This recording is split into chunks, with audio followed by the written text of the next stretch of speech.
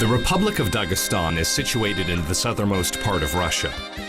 It's often called the gateway to the Caucasus. On one side, the Caspian Sea. On the other, a mountain range, forming a narrow passageway.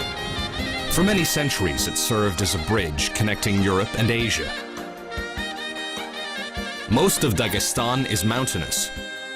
It's a small territory of 50,000 square kilometers, but it's home to 102 nationalities, 30 of them indigenous to the region.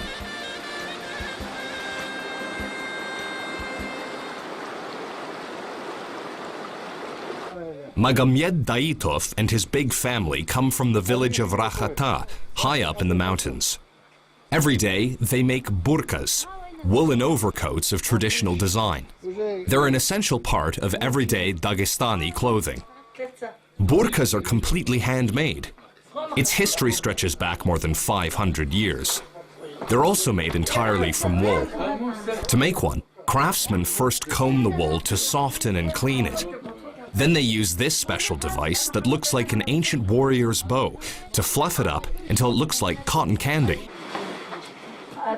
A woman must make one burqa every day. They put the fluffy wool on a canvas and dampen it with water. They roll up the canvas, put it on a table, and roll the canvas back and forth at the same time. The longer you roll the burqa, the thicker it gets. They take the thickened wool and cut off the edges with scissors to give it the proper shape. Then they wet it again and roll it. The wool is treated with metal combs to take out extra material. Here in Rakhata, burqa production is considered women's work. During World War II, local women produced thousands of burqas for Soviet cavalrymen. This burqa is ready. Burqas are either black or white. Black ones are more popular with customers. That's why they dye some white ones.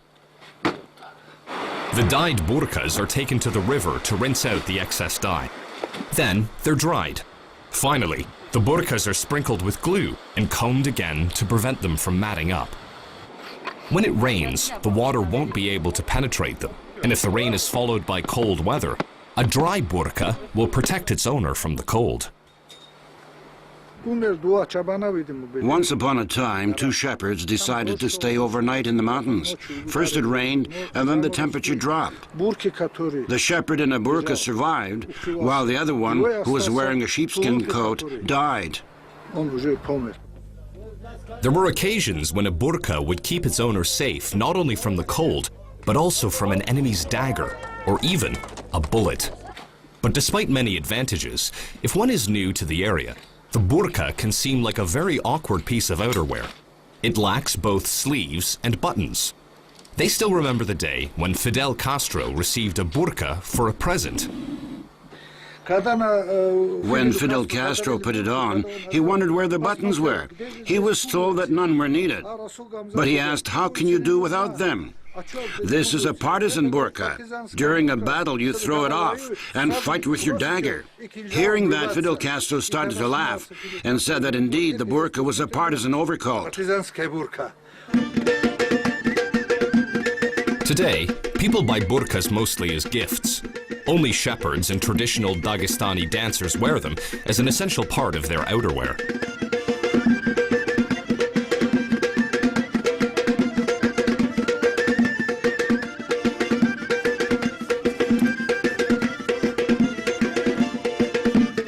The story behind this dance is simple. A girl from the village of Andi makes a burqa for her loved one to keep him warm and to protect him from the enemy's dagger and bullets. The dancers from the Youth of Dagestan ensemble perform this piece in a very expressive manner, characteristic of Dagestani dances. All the different kinds of Caucasian dances are united under the name lezginka. When people see our performance for the first time, they're very surprised. They wonder where the group comes from. They ask about our country. We say we're from Dagestan. Then they want to correct us. Pakistan? We say no, Dagestan. Then they say, what's that? We explain that our land is part of the Russian Federation. We are part of Russia. The North Caucasus is well known for lezginka dancing. and Dagestani dancers are considered to be the best performers. To tell the story of the Dagestani people in their dance, the performers in the Youth of Dagestan group have to make different national costumes, often using historical materials. Alongside the burqa, another essential part of a Dagestani costume is a dagger. It's a reminder of the many wars that plagued Dagestan throughout its long history. One of the most inaccessible places in Dagestan for many centuries was the Narin Kala fortress in Derbent, on the shore of the Caspian Sea.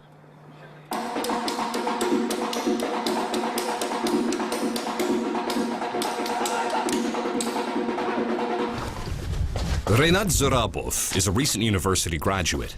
He's a historian, and he likes to work here since Derbent is more than 5,000 years old. Right here there were special bars that could fall down, creating a trap. If a smaller armed detachment broke in, upon coming to this gate, they would be trapped. The fortified walls of Narin Kala have witnessed many things. During its 2,000-year history, it repulsed the ancient armies of the Huns, Khazars, Persians, Romans, Arabs, and Mongols. On one side of the fortress, the walls stretched 500 meters into the Caspian Sea. On the other, they stretched 100 kilometers into the mountains. It was as if a huge stone serpent crawled down the mountain and into the sea, and inside of its thick walls, life continued. A group of the local aristocracy would meet in the old part of Derbent. They would plot against the ruler of the city. So he decided to fortify the north and south flanks. They were supposed to protect the fortress from the direction of the city, meaning fighting off internal enemies, not external ones. Legend also had it that the Derbent ruler could throw one of his unfaithful wives down the wall. Yes, such was the legend. Narrow streets paved with stone are a reminder of the feudal East. They look the same today as they did centuries ago. An ancient cemetery holds not only Muslim tombs, but also gravestones for Jews and Christians. People of many faiths mingled in this very small territory. Before the 7th century, when Arabs came here, Christianity was the main religion. These doors belonged to a Christian church. These knockers announced visitors. When a man came, he would knock at the gate to call for attention.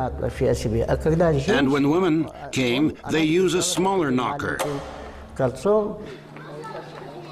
After Derbent was overtaken by the Arabs, Islam started to spread in Dagestan. But some of the people remained pagan. In the mountain village of Khustil, people worship a stone cave that legends say could bellow like a cow. It's not a legend. I heard it with my own ears how it bellows. Pious people said the mountain was asking for an offering, and people would bring gifts and give them away to the poor. People regularly bring presents to the bellowing cave. Mostly, they pray for the recovery of a relative or friend. Sometimes, they bring hand-woven carpets. Most locals can determine, just by looking at the interior, that this cave is in southern Dagestan, which is a center of carpet weaving.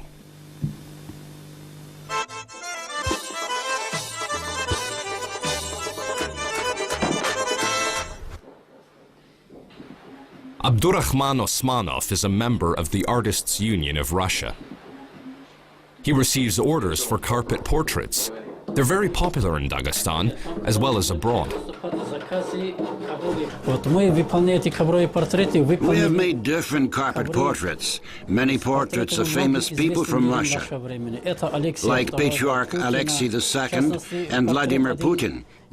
One of our Putin portraits in Saratov's museum was stolen. People do not steal works of poor quality, so it means that the carpet was of high artistic value. Carpets used to be woven on this hand-built loom. They all start with a technical drawing, detailing the width and the patterns. What's more important in a carpet is its density. The thicker the tufts, the better the carpet. A perfect carpet must have 250 tufts per square centimeter. It's still a mystery how illiterate carpet makers long ago could calculate the width, density, and pattern without missing a single tuft. When a girl was born into a family, mothers taught them the craft of carpet making. Girls usually made one before they got married. And if it was beautiful, the girl would be considered more attractive. It took as long as 1 month to weave slightly more than 1 square meter. This meant years of toil for brides from South Dagestan to make just one wedding carpet.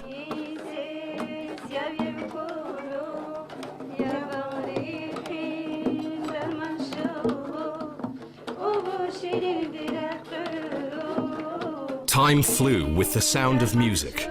Girls used taut threads as musical instruments. These were often love songs.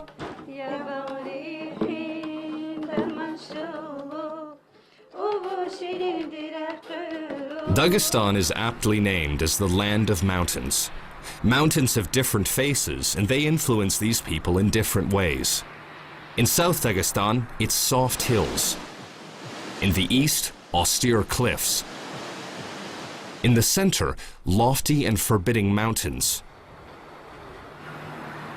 The village of Tsavkra in central Dagestan, 2,500 meters above sea level. Because of the high altitude, the air is so thin that it's difficult to move around. It's also an ordeal to get to the village, but not because of the air. The road is treacherous and in terrible condition.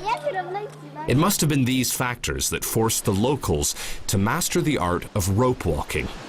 An ancient legend has it that the people of Tsavkra made it from one peak to another, walking on ropes.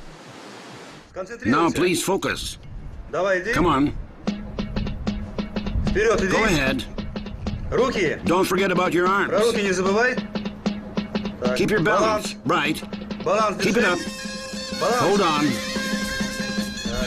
Keep your balance. Hold on. Oh, bad luck.